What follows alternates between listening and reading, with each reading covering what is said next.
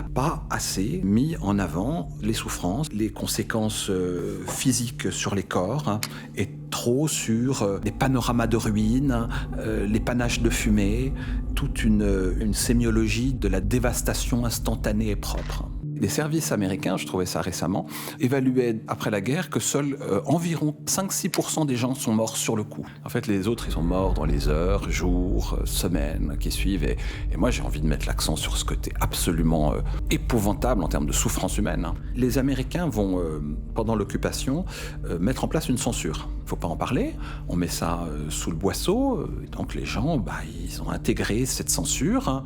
Au total, on a entre 30 et 50 photographies sur lesquelles on voit distinctement des cadavres prises à Hiroshima et Nagasaki le jour ou au lendemain des explosions. C'est vraiment très très peu. Et en plus, on les a quasiment pas médiatisées parce que ça n'arrangeait personne. Ça n'arrangeait pas les Japonais juste après guerre parce qu'il ne fallait pas effrayer la population. Évidemment que ça n'arrangeait pas les Américains parce qu'ils n'avaient aucune envie de montrer l'horreur de leurs bombes.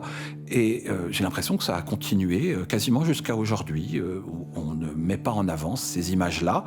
On reste sur des choses très, très lisses.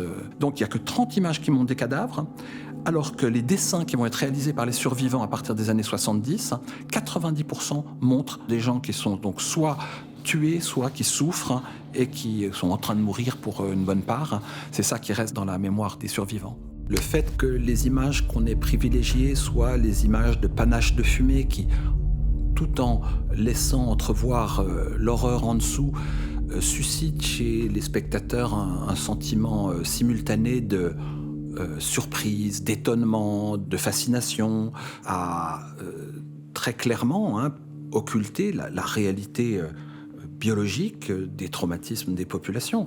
Il y a encore, de manière forte, une rémanence de cette imagination de la bombe propre, scientifique, et qui règle tout de manière magique quand les grandes puissances ont des problèmes.